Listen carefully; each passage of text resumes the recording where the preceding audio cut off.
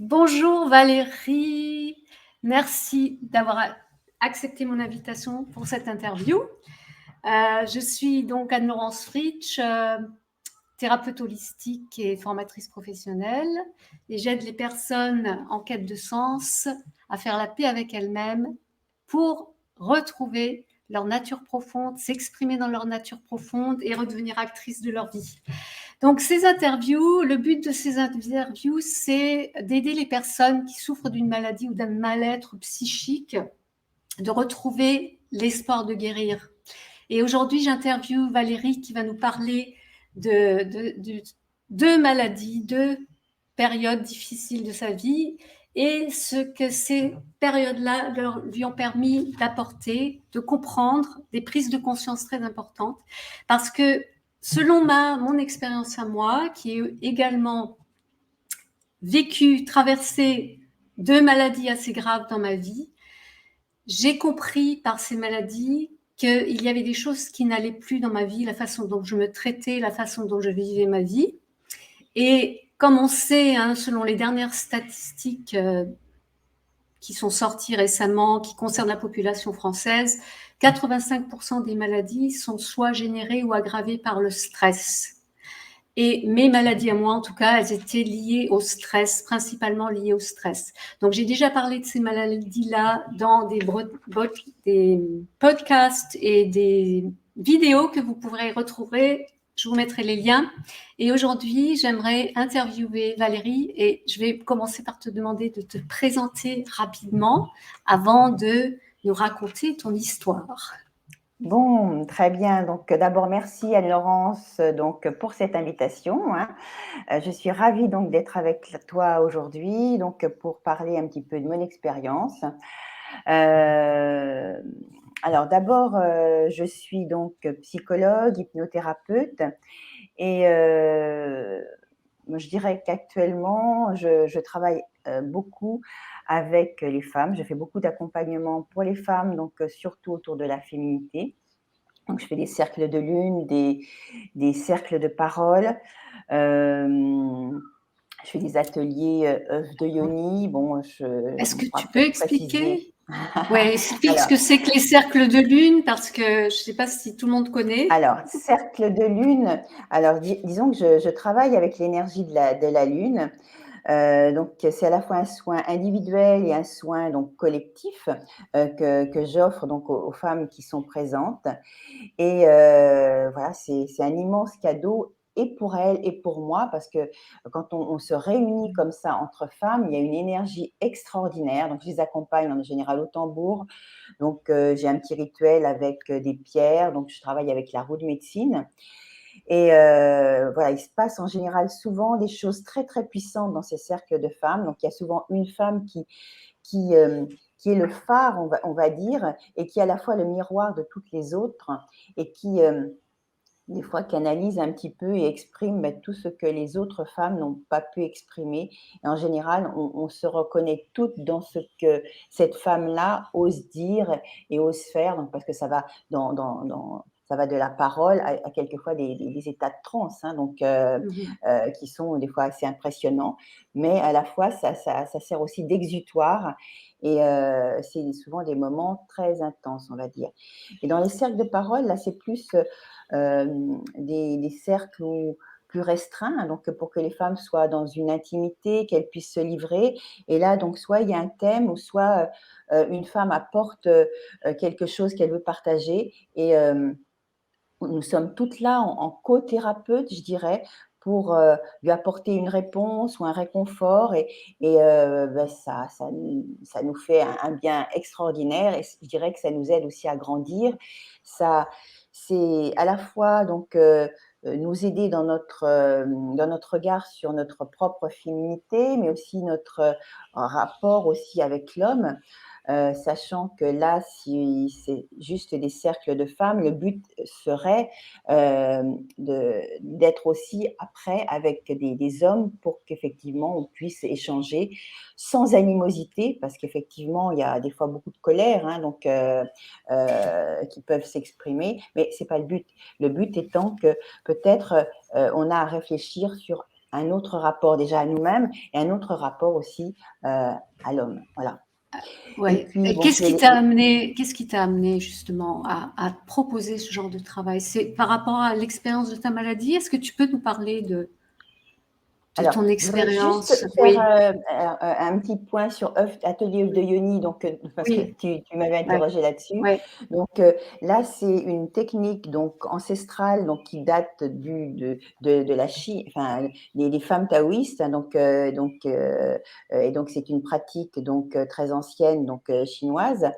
Et donc, c'est pour mieux aussi découvrir notre corps à l'intérieur, hein, et pour nous recentrer, pour faire aussi un lavage aussi par rapport à un nettoyage, par rapport à tout ce qu'on a pu subir à l'intérieur de notre corps, au plus profond de nous-mêmes, pour guérir aussi certaines blessures, que je fais donc ces ateliers. Donc je ne vais pas m'étendre davantage parce qu'il y a tellement de choses à dire dessus, mais c'est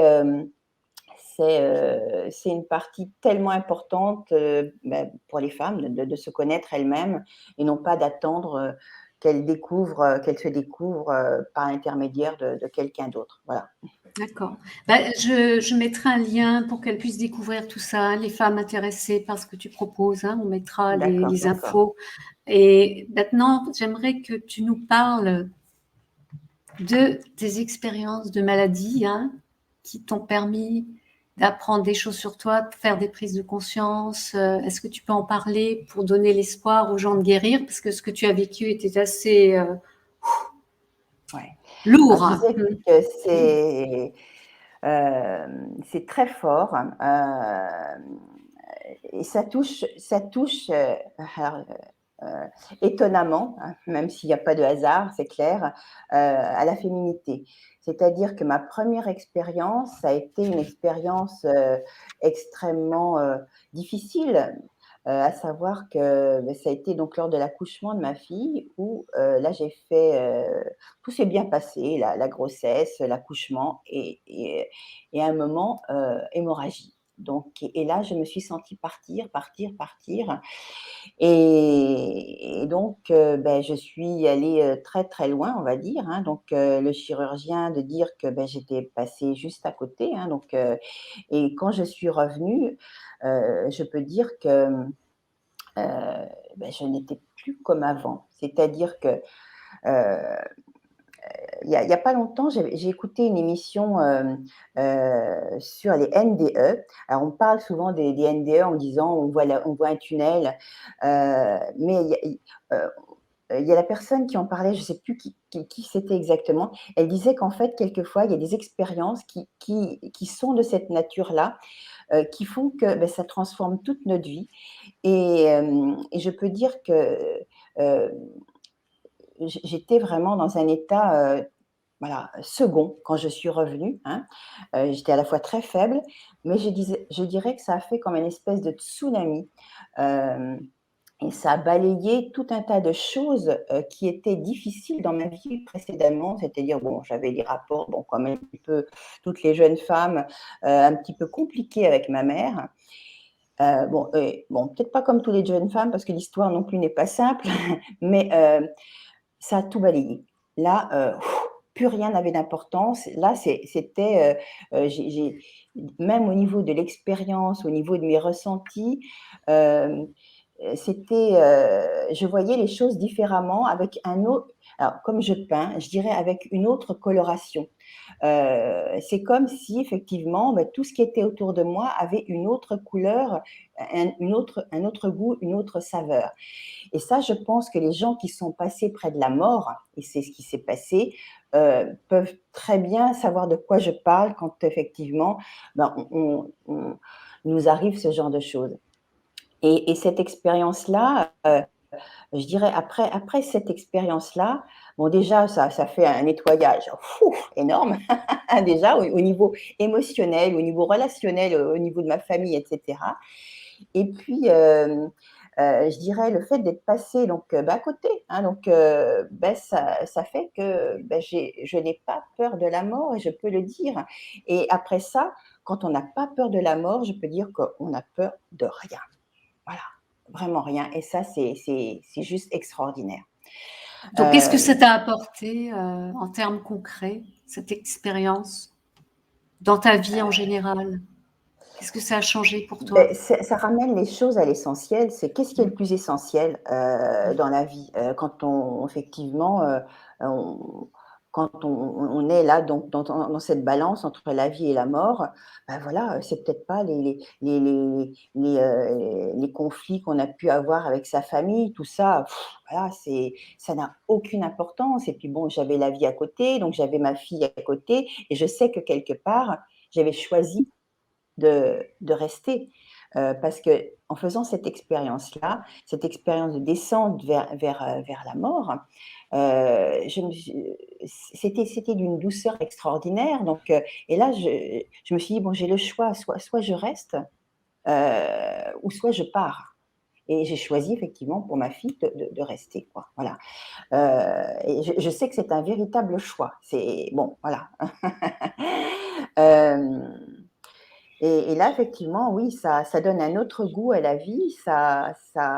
Euh, j'ai vécu aussi en Afrique, hein, donc, et là aussi, pareil, quand on vit en Afrique, on, on,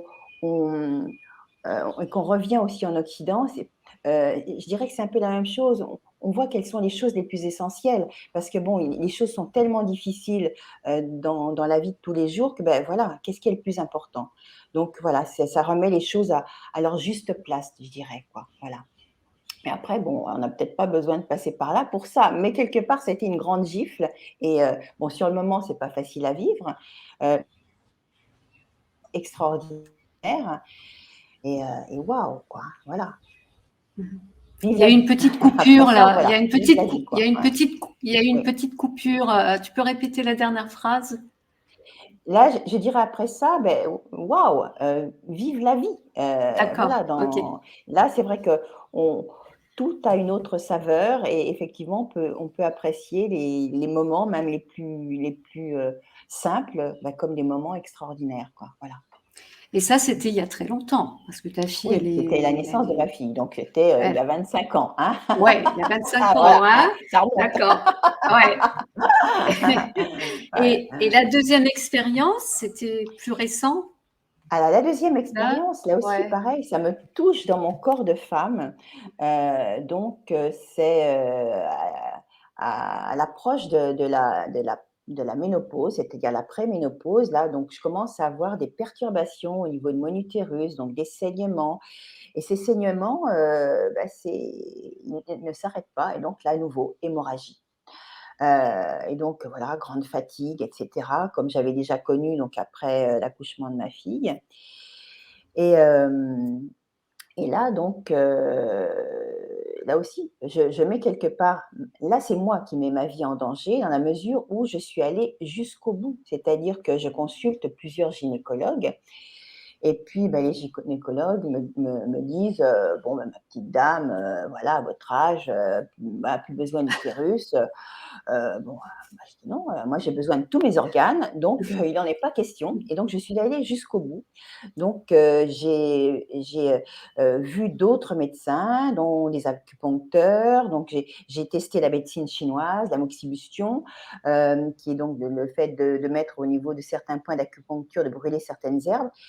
Je suis allée voir des tisaneurs, donc à La Réunion, on a la chance d'avoir des tisaneurs, et bah, voilà, je me suis soignée comme ça.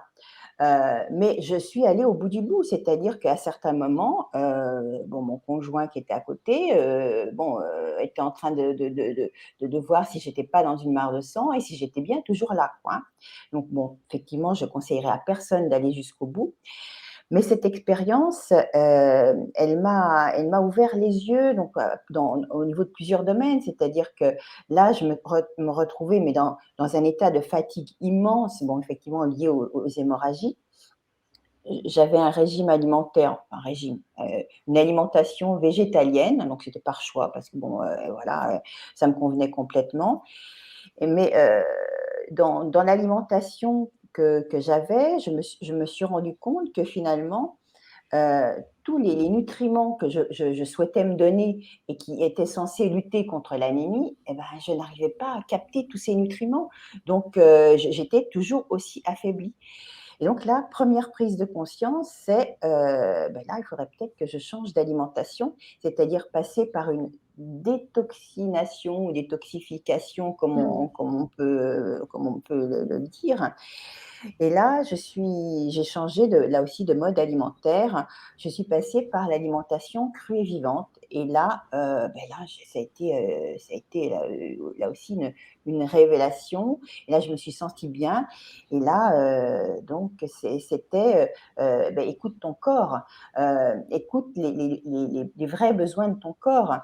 Euh, et donc, là aussi, quand dans cette période où j'étais vraiment très, très, très fatiguée, où j'étais atteinte au niveau de mon utérus, euh, euh, j'ai fait un stage sur la féminité et là, pareil, j'ai une deuxième prise de conscience. Ça a été prendre conscience de mon corps de femme, c'est-à-dire que quelque part, je ne m'étais jamais vraiment écoutée, donc au niveau de mon corps de femme. Et après, je me suis posé la question, je me suis dit, mais si moi, je ne me suis pas écoutée, entre guillemets, hein, voilà, ben, je pense qu'il y a beaucoup de femmes qui sont sûrement dans cette situation. C'est quand est-ce qu'on écoute vraiment les besoins de notre corps. Et donc, OK. ça a été aussi se réapproprier ben, ce qu'est notre cycle, comment on fonctionne et qui nous a jamais été appris. Et donc, c'est en ce sens-là que ben, voilà, je me suis dit ça, il faut absolument que je le partage avec les autres femmes. Et c'est là où l'aventure avec les autres femmes, l'accompagnement à la féminité a commencé. Et voilà donc merci, parce que bon, Ouais, c'est une aventure ouais, c'est extraordinaire. ça. Merci à la maladie, merci au corps. Voilà, Hein? voilà, voilà, Hein? tout à fait, On est voilà, vraiment dans la dimension, la maladie cherche à me guérir à travers mon corps. Mon voilà, corps voilà, m'envoie des voilà. signes pour me dire traite-toi Mon corps différemment. m'a enseigné, Oui, oui, il m'a enseigné qu'effectivement, ce que je mettais dans mon corps n'était pas OK, n'était pas respectueux et que jusqu'à présent, on ne m'avait pas appris à écouter mon corps, à respecter mon corps et quand je dis à respecter mon corps, c'est à me respecter aussi en tant que voilà. femme C'est ce et que ça, j'allais te quand je dis demander. ça, Ouais. Qu'est-ce que tu toutes les entends femmes par écouter savent, ton corps? Qu'est-ce que tu toutes les entends femmes par écouter? savent de quoi je parle quand je dis ça. Savoir respecter son corps, c'est aussi connaître ses besoins, ses désirs. Et les femmes ne savent pas, en général, identifier cela. Et sachant que le désir de la femme, souvent les femmes ont du mal à l'identifier parce que ben, elles savent pas, elles n'osent pas dire non. Elles n'osent pas dire non à leur conjoint, par exemple. Elles n'osent pas dire non aussi au corps médical. Eh oui, au corps médical qui ben, quand même, de l'adolescence jusqu'à la ménopause, veut médicaliser notre corps. Donc, là aussi, on est capable de dire non. Donc, c'est tout ça hein, aussi que j'apprends, que j'ai appris et que j'apprends aussi aux autres femmes. Apprendre à dire non pour se respecter. Voilà. Ouais. Oser dire non. Oser dire non, ouais. Apprendre et oser, oui. Voilà. C'est-à-dire que Ouais. si vraiment, j'ose être qui je suis, je me respecte et puis, ben, voilà, je vais aller m'interroger, je vais aller dans mon ressenti, je vais aller à l'intérieur de mon corps pour me dire: «Bon, là, est-ce que c'est OK pour moi?» C'est aussi en ce sens-là que j'ai développé donc en tant que thérapeute, une autre, approche, c'est-à-dire la communication non violente qui aussi nous mène là. C'est je vais d'abord à mes ressentis pour voir si ce qu'on me demande, ben, je peux le valider ou pas. Tout a un Et cheminement, hein, bien sûr, bien sûr, tout bien un sûr. cheminement. Voilà. Ouais. Et c'est vrai que c'est des expériences, bah, qui à chaque fois m'ont rapprochée de la mort, ont été extrêmement, difficiles, mais quelque part, oui, ça m'a fait prendre des prises de conscience, voilà, énormes, énormes. Alors, est-ce que tu peux résumer en quoi ça a été des prises de conscience et comment ces 2 expériences se complémentent ou s'unifient dans ces prises de Mais comme je conscience. te disais tout à l'heure, Ouais, j'ai vraiment été touchée dans mon corps de femme. ouais, ouais, Et donc déjà, une première fois, déjà quand on est femme, avec ce potentiel de donner la ouais, vie, c'est pas rien. C'est aussi pouvoir. Je me rappelle quand j'ai accouché, j'ai dit, je pensais même pas. Moi, je disais au père des enfants, comme je travaillais aussi dans le milieu du handicap, donc j'avais surtout peur que ça se passe pas bien, donc pour l'enfant, hein, donc pour ma fille. Et donc, j'avais dit au père des enfants, surtout, je veux pas d'acharnement thérapeutique pour l'enfant. Et en fait, c'est moi qui ai été réanimée. Donc, je pensais vraiment pas à un truc pareil, quoi. Hein. Donc, oui, c'est des expériences énormes, mais voilà, qui sont très riches d'enseignements. C'est, voilà, écoutons notre corps. Notre corps et quelquefois, je dirais, peut-être que si je suis allée aussi loin, c'est parce que j'avais pas suffisamment écouté mon corps. Là, ça a été, 2 grandes gifles. Là, on te dit qu'il faut que tu t'écoutes là, hein, donc ouais, ouais, il est temps. Sinon, tu vas à côté quoi, hein, voilà. ouais, ouais, Mmh. ouais, ouais, c'est ça, hein. Pour Et reprendre le chemin de la vie et du respect de soi. voilà. Et dans les femmes aussi que j'accompagne, c'est pareil, c'est, bien souvent, dans le choix des compagnons, des conjoints, celles que j'accompagne me disent: «Oh, il va changer». Oui, mais jusqu'à Ouais, quand? À un moment, c'est, qu'est-ce qui est respectueux pour toi? Et si ça n'est pas respectueux, à un moment, il faut faire des choix, quoi. Voilà, c'est ça. ouais. Dans la vie, il y a toujours des choix. Mmh. On a toujours le choix. Alors, quel serait ton conseil à donner aux femmes qui ont une maladie, pas forcément comme la tienne, mais si tu avais un conseil à donner à des femmes ou à des hommes hein, qui souffrent d'une maladie, ça serait quoi ton conseil? Le c'est difficile parce que chaque maladie est propre à chacun, chacune. C'est d'aller au plus profond de soi et de se dire: Mmh. «Bon voilà, qu'est-ce que la maladie a à nous enseigner? Ouais, Voilà, qu'est-ce que le mal a dit? Qu'est-ce que le mal nous dit?» heu et il le mal est là pour nous enseigner quelque chose de très profond. Heu, en si j'ai cette maladie-là, ça n'est pas un hasard, ça résonne forcément en fonction de ce que j'ai vécu, et qui qui n'a pas été intégré quelque part, donc et qui ressort de cette manière-là.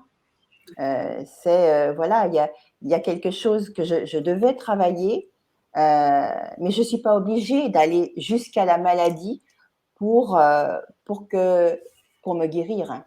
ouais, mais souvent la maladie sert à ça, prendre Mmh, conscience, mmh, hein. Et c'est malheureux à dire, mais bon, je vois aussi dans mon cabinet beaucoup de personnes qui, c'est seulement une fois qu'elles sont tombées gravement malades qu'elles agissent pour s'en sortir et pour voilà. s'occuper d'elles et prendre, et se respecter et se mettre en priorité, hein, Ouais, ouais. devenir Mais leur priorité.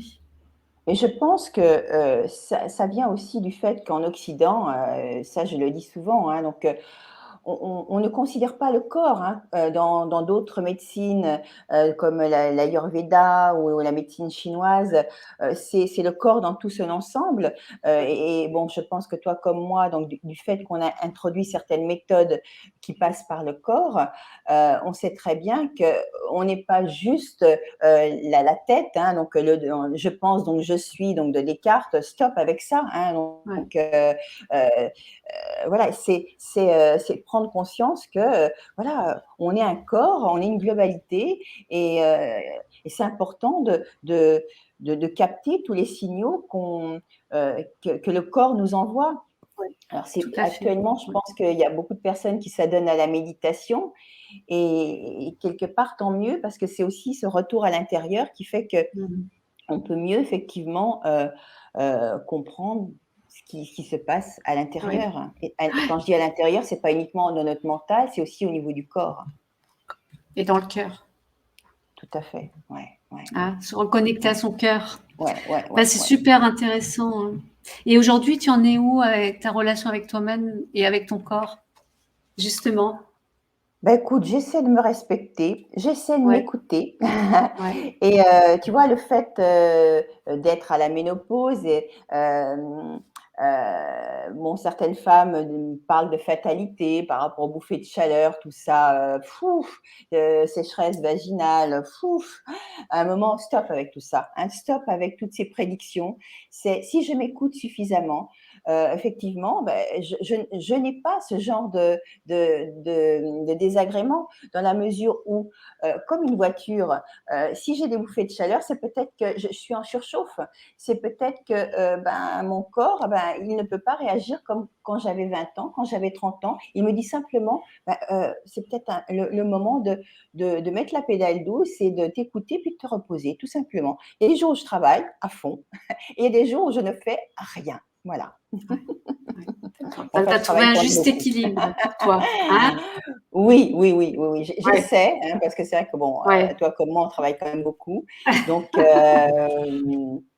mais ouais, c'est la grande leçon, c'est de m'écouter, quoi. Voilà, de m'écouter. Si ouais. je m'écoute, je me respecte, vraiment, quoi. Voilà et je m'aime à Bah, tous les merci. niveaux. Ouais, super. Bah, merci, Voilà. c'est super, c'est vachement intéressant, hein. Merci beaucoup d'avoir partagé ces expériences Merci à toi, personnelles, merci à hein. toi, Anne-Laurence, Et hein. alors, s'il y a des femmes, c'est les femmes dont tu t'occupes, hein, Oui, oui, principalement. oui, oui, Dans oui, ton cercle de principalement. lune, dans la féminité évidemment, mais bon, après Bon tu après, acceptes aussi des je hommes travaille avec aussi. des hommes Oui, aussi, mais oui, dans un autre oui, lieu, hein, donc oui, voilà, hein, donc j'en parlerai voilà. pas là aujourd'hui, hein. OK. Mais là Donc aussi tu as pareil, hein. Ouais, ouais, s'ils en sont arrivés là, ouais, c'est ouais. parce qu'effectivement, il y avait pas suffisamment de connaissances, voilà Mmh. et je dirais, que ce soit pour les hommes que pour les femmes, je dis souvent dans mes ateliers: «À qui profite le crime?» Si on est dans une telle ignorance, à qui profite le crime? Voilà. À un moment, stop, stop. Ouais, ouais. C'est super. Voilà. Il va falloir que je vienne un de ces 4 quand même, hein. Ouais, ouais, je Dans un t'invite de tes avec joie, cercles de lune là, hein. avec joie, Je avec joie. découvre ça quand ouais.